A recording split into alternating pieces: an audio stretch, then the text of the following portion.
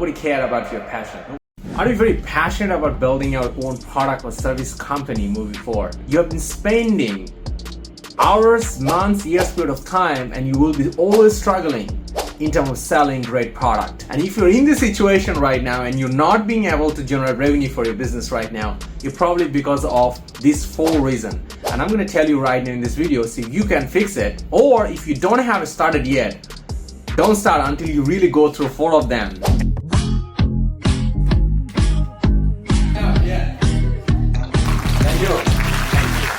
You don't come to a situation when you cannot sell this product and services to anyone, because nobody cares how passionate are you.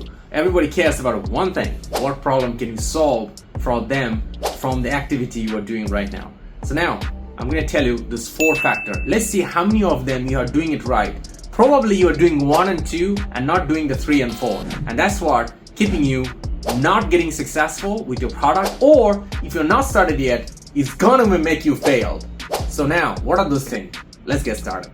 So the framework I want to tell you about, which can help you to become successful building new product or services or make it successful, is about you need to use this framework called chaos.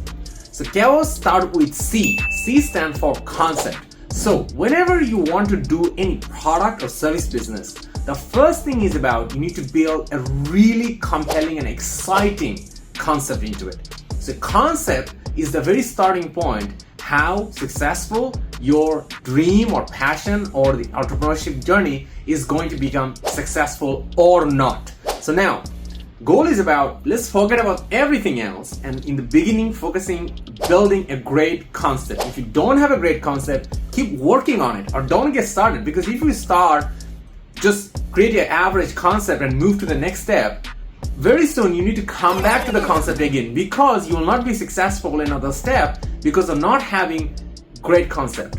So now this insight gonna really make you wake up. So according to the Harvard Business Review, they say this one: 75% startup fail just for one reason, and that is not having a very compelling concept into their startup. How can we really build a great concept? So for this one, I want to relate to one quote. It says this one: to build a great concept, you need to wear the shoe of a product manager for your future business or service business or product business. And now, what is a good product manager?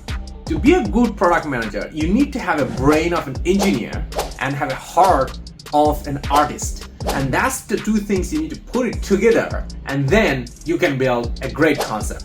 So now, to build a great concept is about, it's often time consuming and it's not exciting. Like an example, years back when I was building the concept for my first nonprofit is Vietnam Social Health Revolution, VSHR, I spent days, weeks, months writing the concept and rewrite the concept too. So let me give you an handrails into it. So whenever you are making a concept, think about what thing you want to actually bring to the world, what value do you want to create, and then around that value, write down around 5 concepts into it. Each of the concepts should not be taking more than a paragraph, let's say 4 or 5 lines. Make it condensed, make it exciting, make it compelling, and make it value-oriented. Because I say this one, you gotta write it around the values you can create into it. So then, this is how you're gonna get your concept ready. Let's say you have get your compelling concept already. So now let's do the next step. The next step is about building an audience. Building an audience is gonna define how you're gonna be successful. Let me share you 2 things that are gonna really wake you up on this one.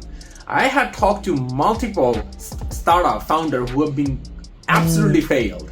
They had 100,000 of Facebook fan followers into the Facebook page, and I thought that they can sell the product into it, and they just could not do it because they don't have the audience who want that kind of product which they are trying to sell to them. Because they were following them for other reason and other thing. So now trying to sell them a product which has no interest of the audience and has been failed. How you can really solve into it? To solve the problem is about, I want to talk about one book first. It's from Seth Godin. It say about the tribes. So this book has an interestingly, an exciting concept about how you can build the great concept. The first step about, think about the concept, the exciting concept you have developed already for yourself, right? So now think about what kind of people will be interested about that concept. So now, let's say example, you could type down type 1, type 2, type 3 or people will be interested about your concept. So now, what kind of audience you already have or belong to them? So now if you don't have a lot of audience belong to this one, that means it's going to be a long period of time to build that audience to make it a successful moving forward, because your concept could be very exciting, but can you really draw people, get attention to your concept?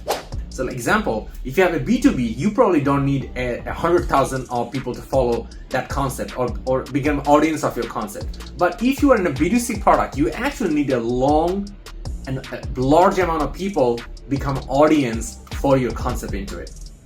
So now you choose, you're building a service. That's why building a service-based business is a lot easier than building a product business if you are a first time or second time entrepreneur into the game.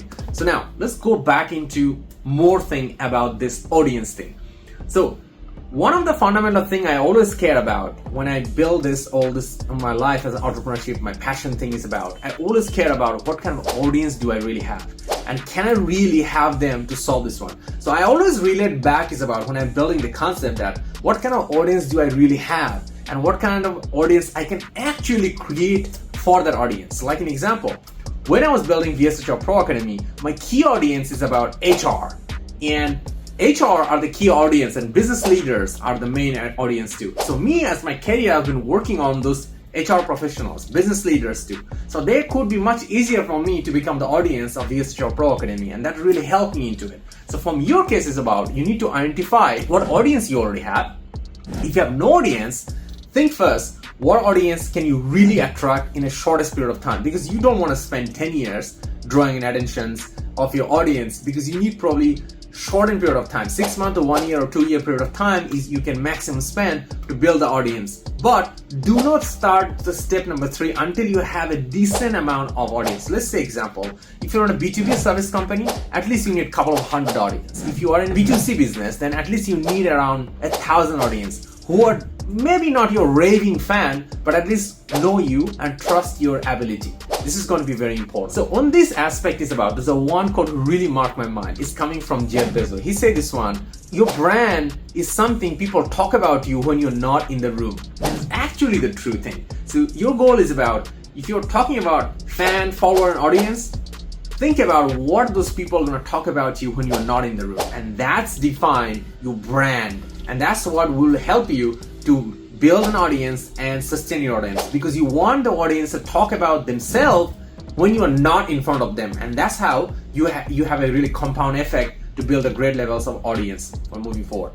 All right, let's say you have done the first step, C for concept. You have done the second step, which is about building an audience, A for audience. So now the step number 3 is about offer. O stand for offer. So now to build an offer is about, you need to build a really compelling offer. Let's say example, if you have just an average offer, it's often not going to be exciting for them, because at the end of the day, your audience may have getting a lot of offer. But if you could build 2 things into it, then you have a high chance. First, try to make it as compact offer as possible.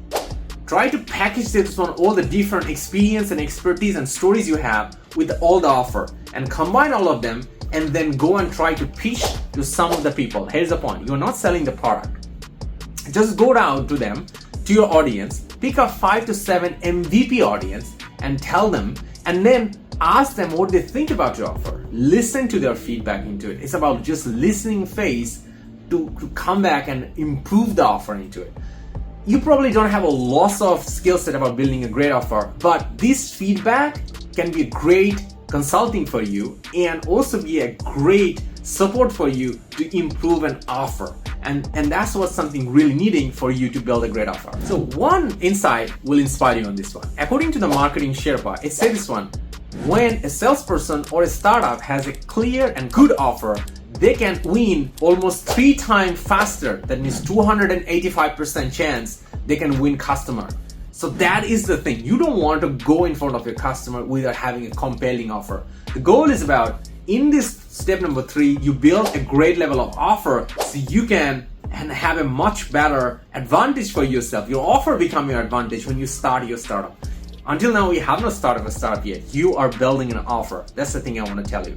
One book really helped me on this one is made to stick. If you want to read more about this one, check out this book. There's tons of goodies inside the book which can help you to build a great offer.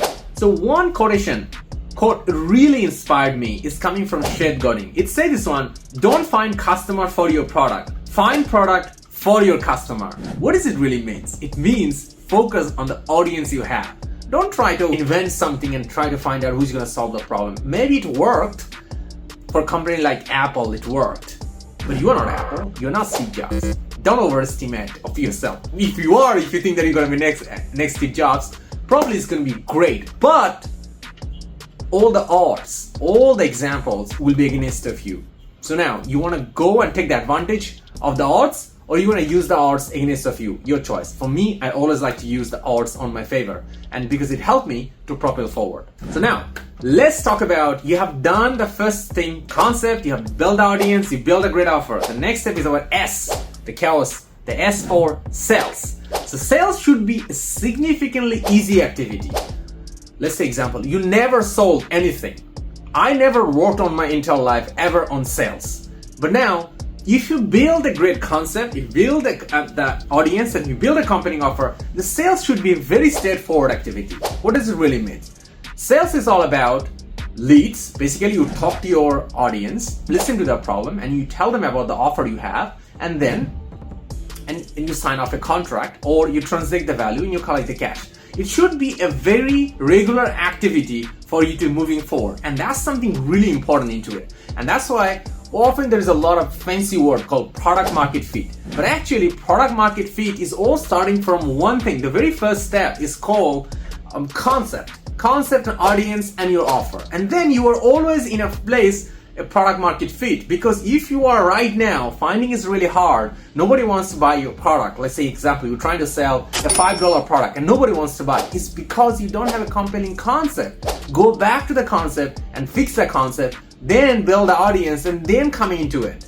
And that's what is the issue right now. And now if you have not built the product yet, great, do not go for sale until you get the first 1, 2, 3 concept, audience, and offer ready. Because without this one, the sale will be a painful activity for you, and you will almost literally beg for everyone to buy your product, and you don't want to be that one, right? You don't want to be in that kind of painful situation. And if you are in that painful situation, you can just solve this problem just going back to fixing your offer, building your audience. If it's still not good enough, go back to improve your concept, and then you can see how dramatically easy for you to do the sales. So here you go. If you have more questions, getting any trouble, or launching your new product or service business, go ahead and comment below in the video. I will get you a response and help you so you can try forward as well too. And here you go. If you have watched all the video, don't forget to give us a thumbs up and like the video so the algorithm and platform can understand this video is useful for a person like you, so they will be sending this video to more people like you so they can also get the help. So all the best, and I will see you in the next video. We have some exciting plan for the next week, so don't forget to subscribe so you don't miss that out.